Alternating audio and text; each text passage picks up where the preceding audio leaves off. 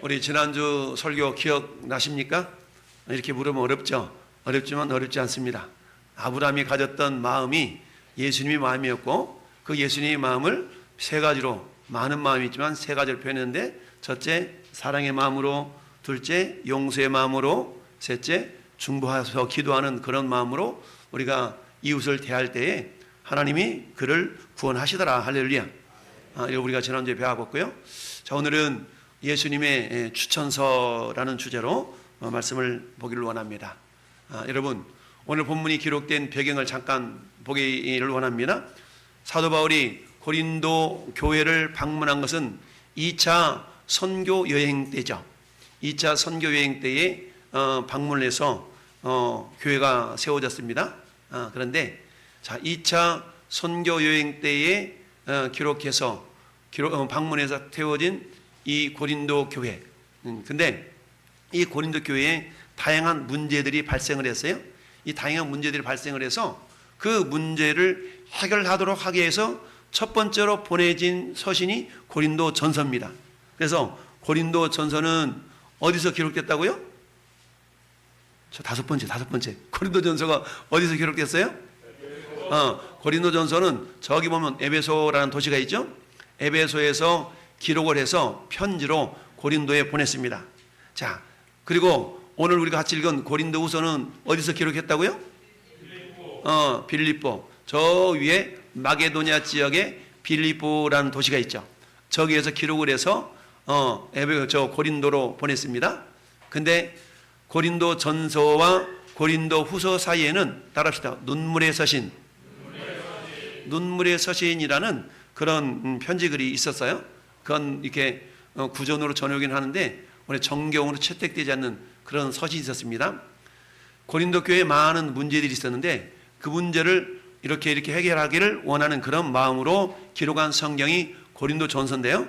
근데 고린도 전서를 통해서 이들의 문제가 어느 정도 해결되었는데, 근데 또 다른 문제가 발생을 했습니다.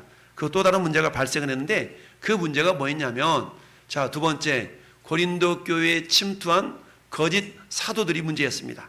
거짓 사도들.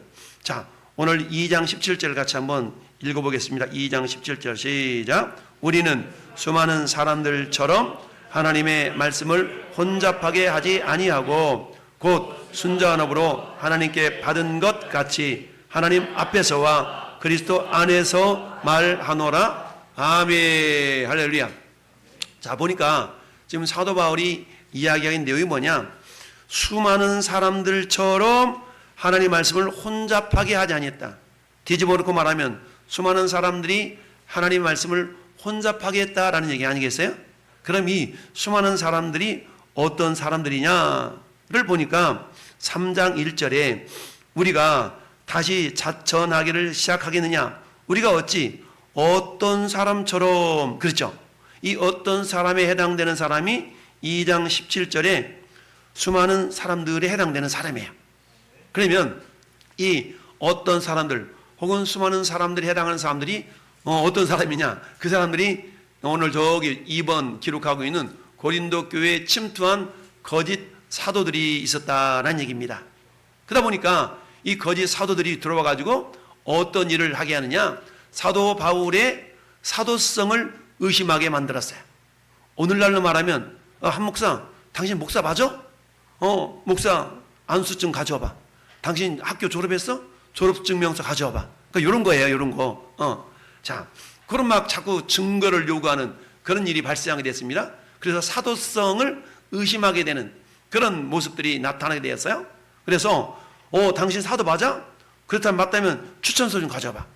누가 우리 교회, 이 고린도 교회에 당신이 어떻게 왔는가 추천서 좀 가져와봐. 라는 그런 요구사항들이 막 나타나게 되었어요. 그러다 보니까 이 사도 바울이 추천서 했다 여기 있다 이렇게 내미는 것이 아니라 추천서? 야, 추천서가 뭔지 알아? 라고 하면서 눈에 보이는 그런 글씨로서 기록된 종이로서의 추천서를 보이는 것이 아니라 고린도 교회 성도 너희가 내 추천서야 라고 결론을 말하고 있는 겁니다. 자, 그렇다면 세상에는 많은 추천서들이 필요하죠. 특별히 우리가 예전에는 직장 생활할 때 누구누구의 추천을 받아서 어느 회사에 들어가면 누가 추천했어? 그분이 추천했어? 그럼 믿을만 하겠구만 라고 추천한 사람들의 인격과 그분의 성품을 봐서 추천받은 사람들을 이렇게 사용하곤 한 적이 있어요. 자, 이런 것처럼 고린도 교회 성도들이 그동안 사도 바울의 가르침을 잘 받아서 신앙생활 잘하고 있는데 뭐가 들었다고요? 거짓 선지자들이 들어서 사도 바울의 사도성과 사도 바울이 전한 복음을 자꾸 의심하게 만드는 겁니다. 그 내용을 우리 한번 살펴보는 겁니다. 그 내용이 저기 고린도 교회라는 거예요. 여러분, 고린도 교회 앞서서 아덴에서 복음을 전하다가 고린도로 넘어갔는데, 아테네는 한마디로 말하면 철학의 도시예요. 철학의 도시. 그러니까 아테네에 살고 있었던 사람들은 굉장히 철학적인 사고가 아주 충만한 사람이었어요. 근데 이 사도 바울도 철학하면 뒤질 사람, 나도 지식하면 두 번째 가면 서러울 정도로 대단한 사람이었어요. 그러다 보니까 어때요? 복음을 전해야 되는데 아주 십자가의 순수한 복음이 전해지는 것이 아니라 자기가 알고 있는 경험을 근거로 한 막 지식을 전하다 보니까 어떤 일이 발생하냐면 논쟁이 일어났어. 그러다 보니 어때요? 복음이 전해지지 않냐고 얼굴 봐가지고 몇 명만 이렇게 예수 믿는 일이 발생했어요. 이 일을 경험하고 나서 사도 바울이 철저하게 회개한 장면이 고린도전서 2장에 나옵니다. 한번 고린도전서 2장을 가볼까요? 고린도전서 2장으로 쭉 가보세요. 고린도전서 2장을 보면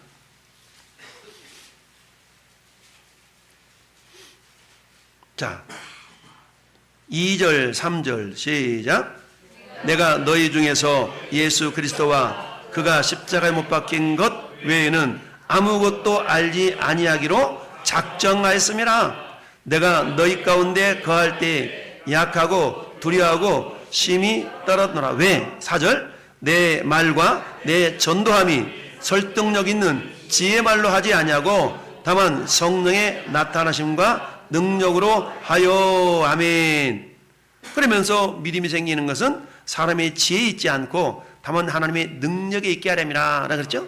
근데 저 아테네에서 복음을 전했을 때 사도 바울의 상태는 어떤 상태냐면, 나도 지혜하면 너희들하고 미치지 않아, 너희들에게 뒤지지 않아 라고 사람의 지혜로 복음을 전했는데 실패했다고. 성공했다고요?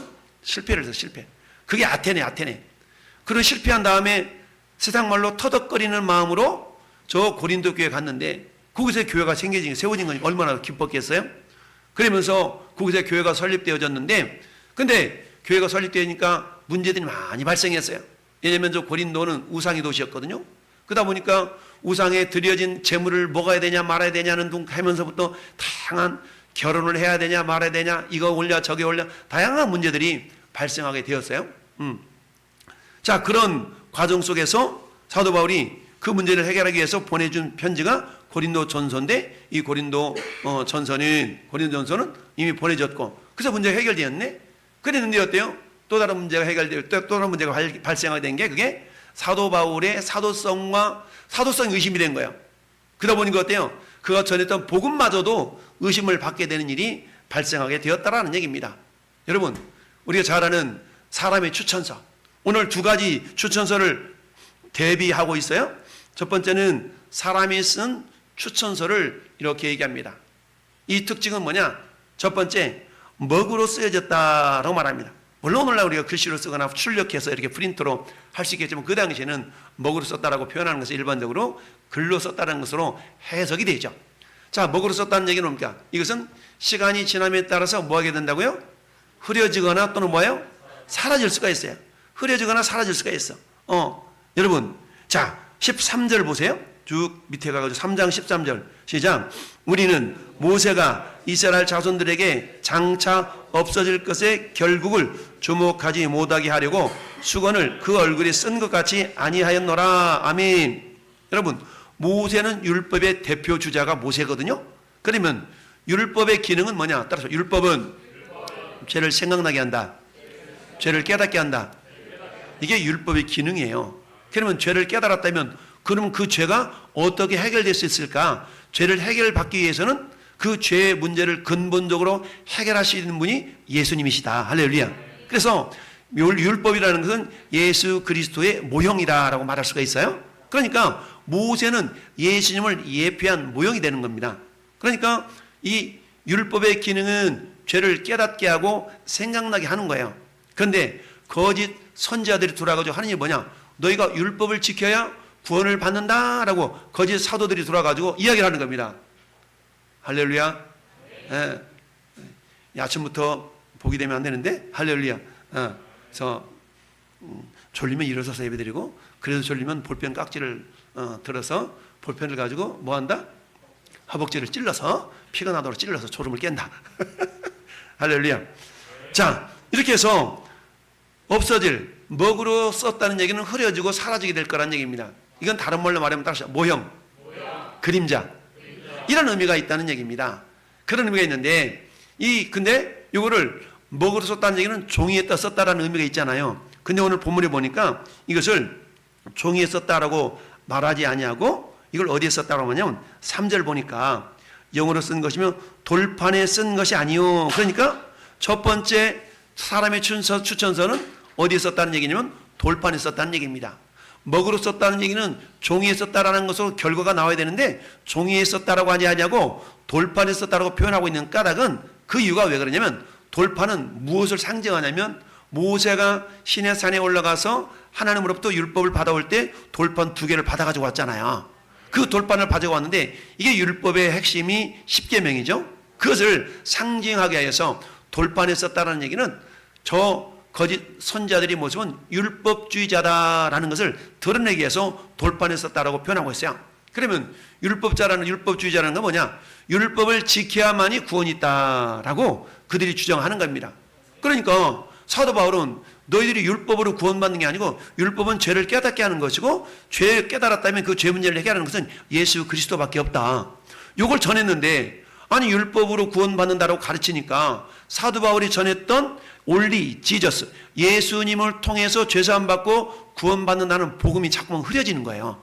그래서 사람의 추천서는 의미가 없다. 사람의 추천서는 크게 없고 의미가 없고 사라져야 될 것이다 라고 지금 이야기하고 있는 거예요. 그러면서 이 사람의 추천서를 한시적이고 또 갈라디아서 3장 24절 25절에는 오늘날에는 개정개혁에서는 이것을 초등교사라고 표현하고 있고요. 우리 개혁성경에서는 몽학선생이라고 표현하고 있습니다. 그러니까 율법은 마치 몽학선생과 같은데 몽학선생은 뭐냐? 우리가 어린아이들이 초등학교 입학을 하면 어때요?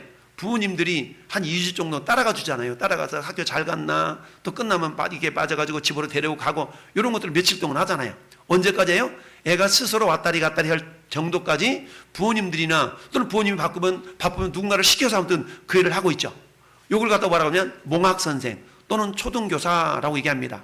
그런데 이 초등교사에 해당하고 있는 이 초등교사는 아이가 스스로 다닐 때가 되면 초등교사 역할이 끝났어요? 끝난 거예요.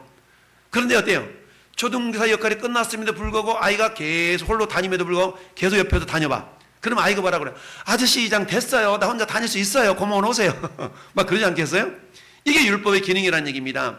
그러면 율법은 결국 예수 그리스도를 바라보고 예수 그리스도를 깨닫게 하는 기능이 율법인데 이게 사도 바울이 전했던 복음의 핵심이 그거거든요. 근데 거짓 선지자들이 돌아가지고 다시 율법으로 되돌아가게 하는 그런 가르침이 있었다는 얘기입니다. 그러면서 너희들이 그런 가르침을 갖는 가운데 나한테 추천서를 요구해야? 이렇게 지금 따지고 있는 겁니다. 역설적으로 우리가 그렇게 우리가 다시 자천하기를 시작하겠느냐? 우리가 어찌 어떤 사람처럼 추천서를 너에게 붙이거나 혹은 너에게 받거나 할 필요가 있느냐? 이걸 또 뭐라 그래요? 수사의문문이라고 그러잖아요. 거꾸로 그럴 필요가 없다라는 것을 역설적으로 표현하고 있고 질문하고 있는 내용입니다. 그러면서 진짜 편지는 뭐냐? 이처럼 사람이 하는 추천서라는 것은 한시적이고 일시적이다. 그러나 효과가 전혀 없는 것은 아니지만 내가 복음으로 너희를 낳았고 너희를 복음으로 새롭게 세웠는데 옛날 추천서는 굳이 필요가 없고 너희가 추천서의 핵심 아니냐라고 얘기하고 있는 겁니다. 여러분 추천서에 얽힌 재밌는 이야기 있어요? 여러분 우리가 아인슈타인 그럼 어떤 사람이에요? 아인슈타인 들어봤어요? 아인슈타인 천재 물리학자 아인슈타인 상대성 이론을 이렇게 만들어낸 이론을 만든 사람 아니겠어요? 이 사람이 수학 실력이 안 좋았던가 봐. 그래가지고 이 사람이 저 그 스위스 연방 공과대학을 들어가려고 그러는데 시험을 봤는데 수학 점수가 낙제점을 맞았어요. 이 수학 점수 낙제점. 그러니까 입학을 해요, 못해요? 입학을 못했던 거예요. 근데 고등학교 다녔던 그 고등학교 수학 선생님이, 아니 물리학 교사가 이 아인슈타인의 천재적인 이 가능성을 딱 봤어요. 그래서 이 사람이 뭐 했어요? 추천서를 써줘가지고 스위스 연방 공과대학에 제출하는 바람에 이 아인슈타인이 어떻게 해요? 저 공과대학에 입학을 해서 우리가 알고 있는 세계적인 천재 물리학자로서 명성을 떨치게 되었던 거죠. 이때는 추천서가 아주 유효하게 사용됐죠. 스티브 잡스 알죠? 스티브 잡스가 누구예요?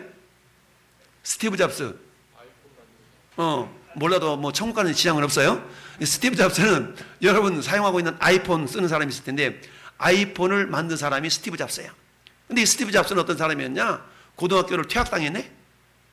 그리고 대학은 중퇴했어요. 그러니 어때요? 퇴학당했지 중퇴했지. 그러니까 이 사람의 어떤 미래된 가능성이 그야말로 희박할 수밖에 없는 그 상황 가운데 이 사람의 가능성을 누가 알아봐 주냐? AT&T CEO 로버트 노이스라는 사람이 추천서를 써줘요. 어디다 추천서를 줬냐? 여러분 AT&T는요 세계 1위의 통신 사업가, 미디어 통신 사업자가 저 AT&T예요. 미국의 최고 세계 제1위의 통신 사업자거든요. 저기에 CEO였던 로버트 노이스라는 사람이 추천을 해주는데 어떤 추천을 해주냐면은 제록스 연구소에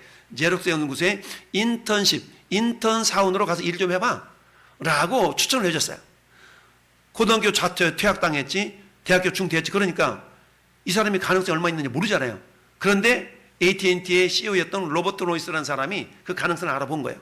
그래서 제록스 연구소에 가서 인턴십으로 할 수 있도록 추천서를 줬는데 거기에서 어때요? 발군의 실력을 발휘하죠. 그래서 결국 어떻게 돼요? 그 사람이 결국 아이폰을 개발하게 되잖아요. 자, 세 번째 우리 잘 아는 빌 게이츠. 이 사람 지금도 살아있죠? 이 빌 게이츠는 마이크로소프트 MS 창업자입니다. 이 사람도 하버드 대학교를 중퇴했어요.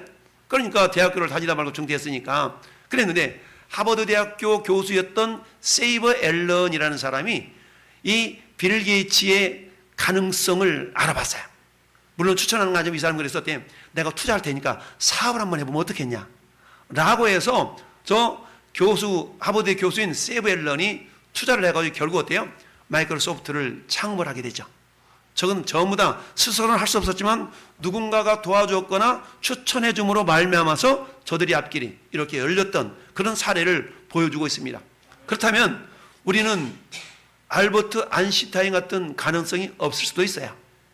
여러분 스티브 잡스 같은 어떤 발군의 실력이 없을 수도 있어요. 그러나 빌 게이츠처럼 여러분 MS 마이크로소프트를 창업할 만한 그런 지식이 없을 수도 있어요. 그럼에도 불구하고 우리가 하나님을 의지하고 신뢰할 수 있는 까닭은 따르자 내게 능력 주신 자 안에서 모든 걸 할 수 있느니라.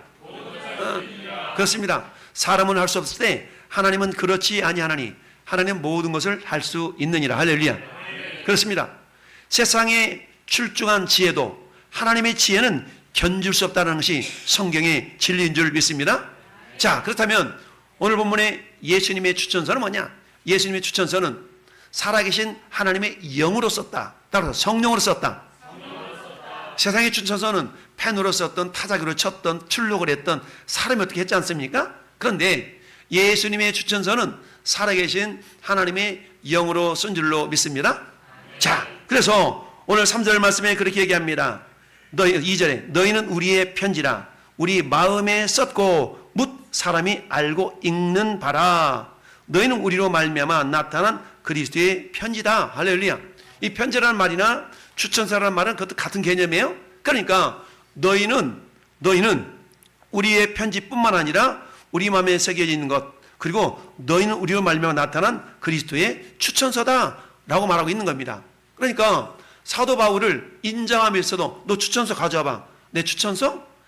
고린도 교회 성도들이 내 추천서야 라고 말하고 있는 겁니다. 그래서 뭐냐? 우리 주님이 인정하셨다라는 얘기죠. 여러분 주보에 기록되고 있는 예수님이 직접 사도 바울을 추천하고 추천서를 보여준 말씀이 어떤 말씀이에요? 사도행전 9장 15절 말씀입니다. 거기 있죠? 한번 같이 한번 읽어볼까요? 시작. 내 이름을 이방인과 임금들과 이스라엘 전들에게 전하게 하여 택한 나의 그릇이다. 아멘. 여러분, 사도 바울이 다메섹으로 가는 도중에서 다메섹으로 뭐라고 왔어요? 예수 믿는 사람들 잡아다가 예루살렘으로 끌고 와서 감옥에 집어넣고 구금하고 핍박하고 박해하려고 다메섹으로 가는 길이었어요. 근데 그곳에 누구를 만나요? 예수님을 만났어요. 예수님을 만나가지고 사울아 사울아 네가 어째 나를 박해하느냐? 사울이 깜짝 놀라죠.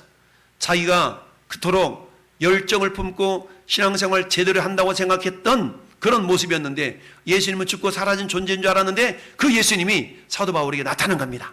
주여 누이시오니까 나는 네가 박해하는 예수다. 예수님은 교회의 머리가 되십니다. 따라서 교회 지체들을 박해하는 곳, 예수님을 박해하는 곳으로 예수님이 말씀하셨죠. 이때 예수님을 만났던 사도 바울의 인생은 180도 역전 현상이 나타나게 됩니다. 예수님을 믿는 사람들 박해했던 이 사도 바울은 즉시로 예수님을 전하는 자가 되고 말았죠. 할렐루야. 그런데 이 사실을 믿을 수가 없었어요. 너무나 확 변하니까 사람들이 이제 가짜로 그렇게 하다가 혹시 나를 잡아가는 건 아닐까? 라는 두려움들이 다 있었던 겁니다. 그 가운데에 예수 믿었던 이 다메섹 성에 아나니아라는 선지자가 있었는데 이 선지자에게 우리 주님이 나타나셔서 야 아나니아야 너는 지금 누구누구 집가라는 곳에 가면 지금 이게 기도하고 있을 거야. 가가지고 사울한테 내가 안수해서 눈 좀 띄워주라 라고 주님이 사명을 주십니다. 그때의 아나니아가 뭐라고 얘기하면 이렇게 얘기합니다. 주님 내가 듣자 하니 그 사람은 이 다메섹 성에 온 까닭이 예수 믿는 사람들을 잡아서 데려다가 족치려고 지금 온 것으로 내가 알고 있는데 내가 가서 안수하라니요 주님. 이렇게 주님한테 거부의 의사를 보였더니 주님이 하신 말씀이 오늘 주보에 나타나 있는 사도행전 9장 15절에 걱정 마라 걱정 마. 가라. 이 사람은 내 이름을 이방인과 임금들과 이스라엘 자손들 전하기 위하여 나의 택한 나의 그릇이다. 할렐루야. 이건 뭡니까? 주님이 보증하신다는 얘기 아니겠어요? 주님이 보증하신다는 주님의 추천서를 지금 누구에게 보여주고 있어요? 아나니아 선지자에게 보여주고 있는 것입니다. 이처럼 이것은 뭡니까? 글로 쓰여진 추천서가 아니라 성령께서 직접적으로 나타나서 감동해 주시는 그런 추천서란 얘기죠. 여러분 예레미야 31장, 에스겔 36장, 에스겔 11장에는 성령에 대한 얘기가 나와요. 여러분 성령님은 우리 안에 임하셔서 성령이 뭐라고 말씀합니까? 따라합시다. 내가 너를 떠나지 아니하고 버리지 아니하리라. 그렇습니다. 성령님 우리 안에서 우리를 떠나지 아니하시고 버리지 않는다라고 주님이 말씀하십니다. 에스겔 36장 26절 말씀 보니까 내 새 영을 너희 속에 두고 새 마음을 너희에게 주되 너희 육신에서 따릅시다. 굳은 마음을 제거하고 부드러운 마음을 줄 것이며 성령님이 우리 안에 들어오시면요 우리의 마음이 부드러워져요. 할렐루야. 여러분 내 마음이 딱딱하다는 얘기는 말씀 앞에서의 순종적인 자세가 아니라 말씀 앞에서 이렇게 튀겨나가는 그런 반항하는 자세가 나타나면 내 마음은 아직 딱딱하다라고 보시면 돼요. 여러분 마태복음 13장에 씨 뿌린 자의 비유에서 네 종류의 마음의 밭이 있잖아요. 길가밭과 돌짝밭과 가시밭 그리고 좋은 밭. 이 네 종류의 마음의 밭이 있는데 저와 여러분은 어떤 밭이 되어야 돼요? 여기서 3분의 1만 대답했으면 나머지 3분의 2는 나는 아무 밭도 괜찮아 이런 건 아니겠지만 따라합시다. 사람이 마음으로 믿어 의에 이르고 입으로 신하여 구원에 이르느니라. 여러분 입술의 고백은 너무너무 중요합니다. 제가 여러분에게 시인을 시킬 때 고백을 유도할 때 여러분 고백하는 것은요 굉장히 복이 되는 겁니다. 할렐루야. 네 종류 마음이 맛있어요. 다시 물어보겠습니다. 여러분 마음이 돌짝밭, 길가밭, 가시밭, 좋은 밭이 있어요. 여러분 마음밭이 어떤 밭이 되어야 되겠어요? 당근이죠. 당연한 걸 왜 물어보냐고요? 성령 그렇게 말씀하세요. 입으로 시인하여 구원에 이른대요. 할렐루야. 우리 하나님은 왜 굳이 알았어 믿을게 왜 굳이 입술에 시인을 원하실까요? 우리 하나님은요 말씀으로 천지를 창조하셨어요. 할렐루야. 하나님이 생각만 가만히 있는데 생각으로 지어진 게 아니라 하나님은 말씀으로 천지를 창조하실 줄 믿습니다. 마찬가지로 저는 여러분들의 입술의 말을 너무너무 하나님은 귀하게 귀 기울여 들으신 줄 믿습니다. 따라서 여러분들 내가 어떤 말을 하는가는 하나님도 들으시고 마귀도 듣고 나도 들어요. 할렐루야. 그런데 하나님이 기뻐하시는 말은 믿음의 말이요 축복의 말이요. 할렐루야. 이처럼 믿음의 말과 축복의 말을 하나님은 기뻐하셔요. 이건 어떤 자들이 고백할 수 있냐? 내 마음이 부드러운 자라야만이 그렇게 고백할 수 있습니다. 할렐루야. 그렇습니다. 살아계신 하나님의 성령으로 내 마음에 썼다는 얘기는 내 마음이 부드러운 마음이 됐다는 얘기야. 할렐루야. 내 마음에 새겨진, 성령으로 새겨진 이 말씀은 천국 갈 때까지 지워지지 않습니다. 할렐루야. 여러분, 세상에 돌 위에 썼다 할지라도 세월이 지나면 어때요? 돌이 희미하게 다 사라져 가지고 무슨 글씨인지를 모르는 경우가 많아요. 저 뭡니까? 도봉산에 그 무슨 바위요? 바위를 모르겠다. 그 바위의 일제시대 때에 한마디로 말하면 엄청난 뭐 글씨를 막 파가지고 그 내용을 이게 이런 내용이 있네라고 하면서 막 성토하고 이런 일들이 있었어요. 돌에 새겨졌다 할지라도 시간이 지나면 다 사가지고 없어진 줄 믿어요. 그러나 마음의 밭에, 마음의 비석에 새겨진 하나님의 말씀은 주님 나라 갈 때까지, 아니 천국 가서도 없어지지 않을 줄 믿습니다. 그렇습니다. 두 번째, 육의 마음판에 새겨졌다는 얘기야. 이 새겨졌다는 얘기는 다른 말로 말하면 성령의 사람이 됐다는 얘기입니다. 할렐루야. 마음판에 새겨졌다는 얘기는 성령의 사람이기 때문에 성령의 뜻을 이루어드리는 그런 주인공들이 되었다라는 얘기죠.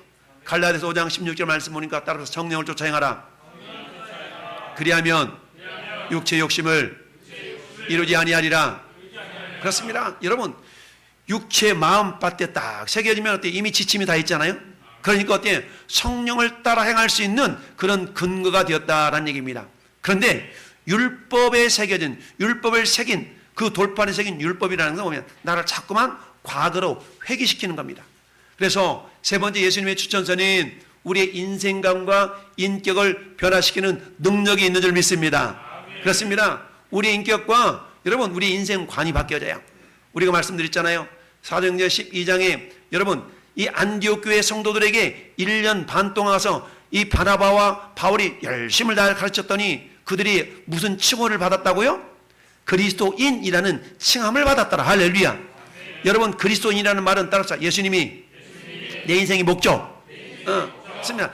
예수님이 내 인생의 목적이라는 의식을 가지고 살아가는 사람들을 그리스도인이라고 얘기하는 거예요. 할렐루야. 그러니까 인생관이 바뀌어요. 왜 사냐? 라고 물어본다 그러면 우리 흔히 그러잖아요. 연세에 있으신 분들한테 아이고 왜 살아? 그러면 왜 살긴 왜 살아? 마지못해 살지. 왜 살아? 그럼 또 말하기에 죽지 못해 살지. 왜 살아? 그러면 자식새끼 때문에 살지. 그러잖아요. 그것은 뭐예요? 여전히 율법에 왜 있는 삶의 모습이라고 할 수 있어요. 그러나 저희 여러분들은 왜 사냐고 물어본다면 우리는 뭐라고 대답할 수 있어야 돼요? 저 주님의 영광을 위해. 할렐루야. 따라서 주님의 영광을 위해 사는 겁니다. 여러분 오늘 아침 굶었어요? 먹었어요? 저는 밥 먹을 시간이 없어서 굶었는데요. 왜 굶었어요? 하나님의 영광을 위해서. 나는 그래도 밥 먹을 시간이 있어. 왜 먹었어요? 하나님의 영광을 위하여. 여러분 인생관과 인격이 변화가 됩니다. 성령이 우리 안에 오시면요 우리 안에 있었던 단단했던 것들이 막 자꾸만 부드러워져요. 할렐루야. 단단한 것들은 뭐냐? 단단한 것들은 하나님이 기뻐하지 않는 요소들이 단단한 거야.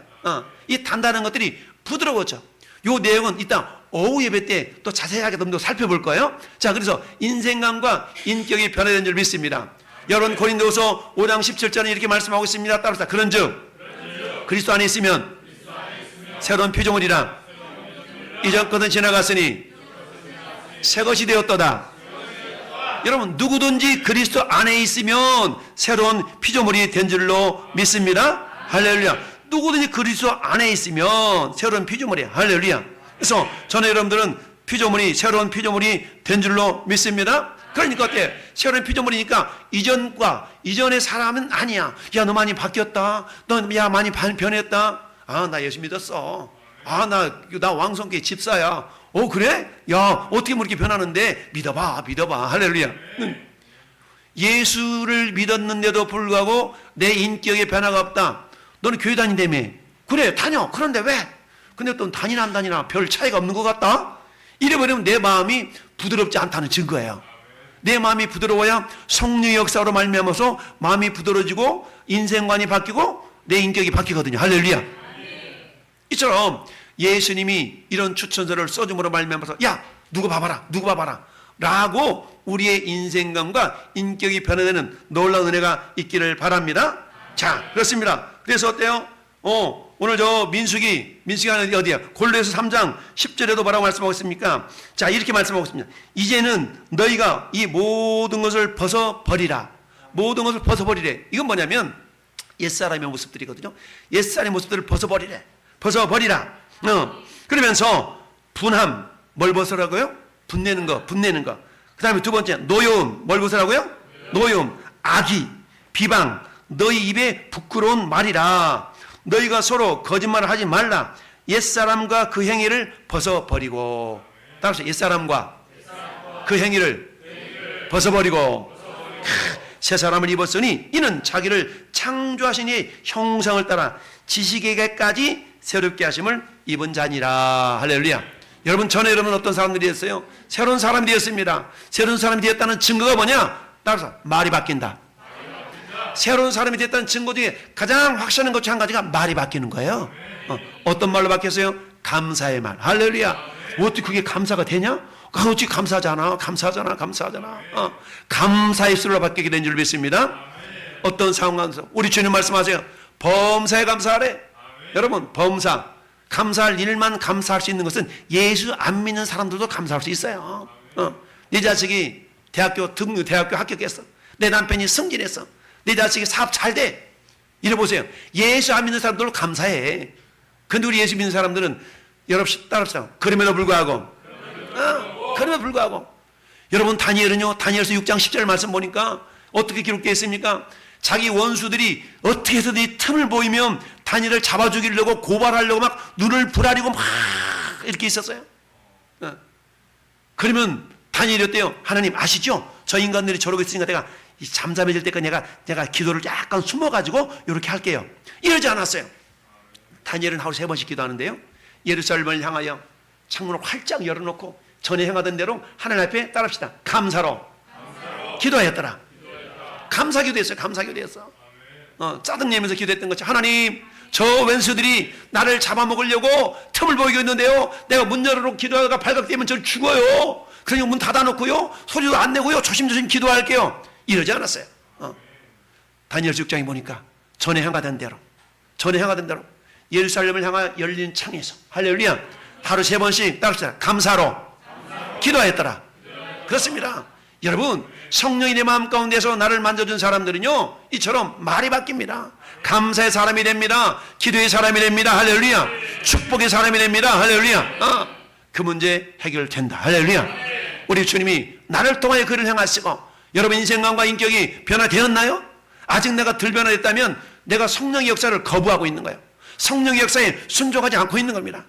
이처럼 우리는 이미 옛사람을 벗어버리고 새 사람을 입은 자인 줄 믿습니다. 근데 여전히 어때요? 여러분, 관성의 법칙이라고 들어보셨나요? 관성의 법칙. 우리 중학교 때 다 배운 거예요. 관성의 법칙. 관성은 어떤 의미가 있습니까?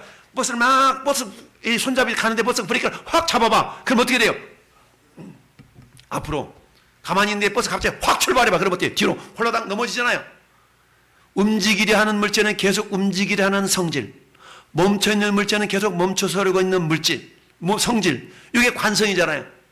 우리는 옛사람의 관성이 있어. 옛사람의 관성. 여전히 옛사람의 관성. 그건 뭡니까? 내 입술이 아직 할례받지 못해가지고 여전히 이전에 믿지 않았을 때의 그 성품과 그 인격과 그 입술이 자꾸만 나오려고 그래. 이게 관성의 법칙이에요. 그럼 어떻게 돼요? 이 관성의 법칙을 거슬려야 돼요. 할렐루야. 근데 거슬 수 있는 유일한 방법이 다른 게 아닙니다. 답시다. 성령의 능력으로. 성령의 능력으로 가능한 줄 믿습니다. 그럴 때 주님 우리를 기쁘게 사용하시는 줄 믿습니다. 저나 여러분들은 어때요? 하나님께 추천을 받은 사람이어야 됩니다. 할렐루야. 성경 하나님께 추천받은 사람 세 사람을 나왔어요. 첫째, 욥, 모세, 다윗 세 사람 봅니다. 여러분이 욥을 성경이 이렇게 표현하고 있습니다. 야, 어느 날 사탄이 다 하나님 앞에 와가지고 욥에 대해 참소를 하는 거야. 하나님 물어봅니다. 야, 사탄 너 어디 갔다 왔어? 예, 이리저리 둘러보다 왔는데요. 그래? 너 내 종 욥을 주의하여 봤냐? 이처럼 온전하고 정직하며 하나님을 경외하며 악에서 떠는 사람이 없다. 할렐루야. 이렇게 하나님께서 보증해 주셨어요. 저는 여러분들도 주님이 보증해준 인간이 되기를 바랍니다. 하나님 누군가를 바라볼 때 그 사람은 온전하지, 정직하지, 하나님을 경외하는 사람이야, 악에서 떠난 사람이야 라고 하나님께서 보증서, 추천서를 써줄 수 있기를 바라요. 두 번째 사람 누굽니까? 모세입니다. 여러분, 성경 모세에 대해서 이렇게 얘기합니다. 하나님의 집에서 충성했다. 하나님 위해 충성한 자라고 주님이 인정해버렸어. 하나님 인정해버렸어. 추천서를 보내줬다는 얘기입니다. 세 번째, 하나님 인정한 사람이 있으면 다윗이 있으면 다윗. 여러분, 다윗은 한마디로 말하면 따라서 하나님 마음에 합한 사람, 하나님 마음에 맞는 사람. 여러분, 여행을 가는데, 이왕이면 여행을 가는데 마음이 맞는 사람하고 가야 될까요? 맞는 사람하고 가야 될까요? 이 당연한 거야. 여행을 가는데 마음이 안 맞아봐. 정말 힘들어. 그러니까 여행을 멀리 가든 짧게 가든 간에 마음이 맞아야 돼. 마음이 맞아. 우리 뭐 먹을까? 그러면 라면. 그래 좋아, 오케이. 나는 밀가루 끝이 마음이 안 맞아가지고 나는 다른 거 먹을래. 일이 안 맞아버리면 곤란해. 그냥 먹어주기도 하고 이래야 되는데 그런 사람이 있거든. 우리 뭐 먹자 그랬더니 나는 그거는 건강을 위해서 안 먹어. 이래버리면 또 그냥 분위기 확 깨지는 사람이 있거든. 그러니까 그런 것도 없어야 되는데 자기가 좀 이게 양보하고 그래야 되는데 꼭 그런 사람이 있어. 이런 사람 마음에 안 맞으면 얘가 너무너무 힘들고 피곤해. 근데 하나님은요, 야 다윗, 하나님 내가 너하고 일 좀 하고 싶다. 하나님 말씀만 하옵소서. 종이 듣겠나이다. 할렐루야. 이런 심정으로 주님이 딱 그러니까 얼마나 기쁘겠어요. 이처럼 다윗은 하나님 마음에 맞는 사람이었어. 근데 다윗이 누구 대타인 줄 아세요? 다윗은요 사울 왕의 대타였어요. 여러분, 사울이 왕이 될 때의 모습이 어떤 줄 아세요? 야, 너무 잘생겼었어. 저보다 조금 더 잘생겼던 것 같아. 그래가지고 하나님 볼 때 저보다 좀 잘생겨가지고 막 하나님이 이놈 한번 시켜봐. 그래가지고 이 사울을 하나님 왕을 삼아놨네. 그랬더니 이 사울이 처음에는 교만해가지고 처음에는 겸손했는데 왕이 딱 되면서부터는 그때부터 교만해진 거야. 이 사람이 그래서 어떻게 올챙이 개구리 시절 잊어먹으면 안 되는데 그래가지고 올챙이 개구리 시절?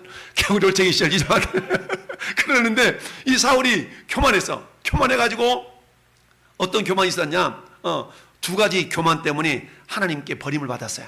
첫 번째는 어떤 교만? 따라서 불순종. 불순종.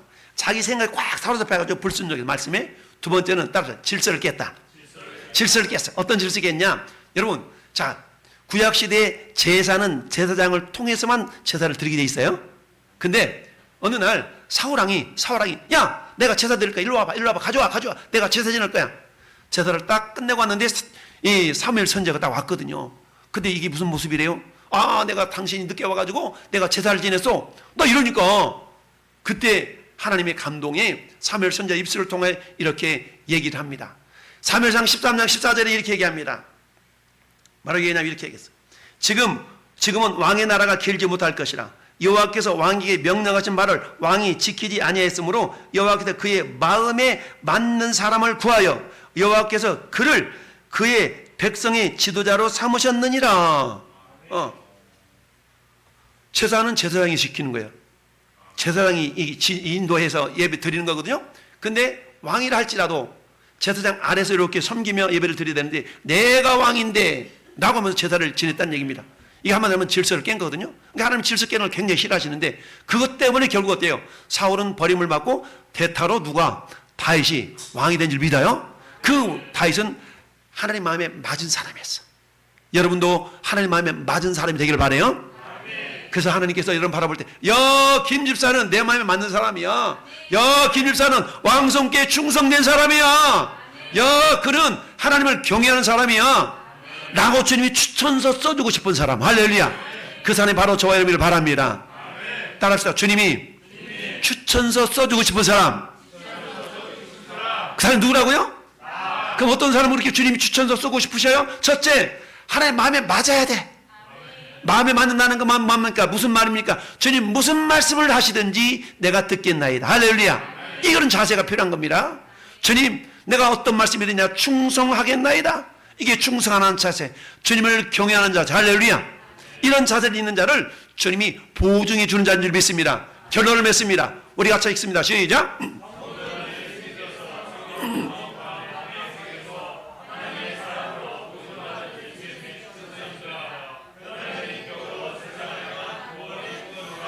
아멘.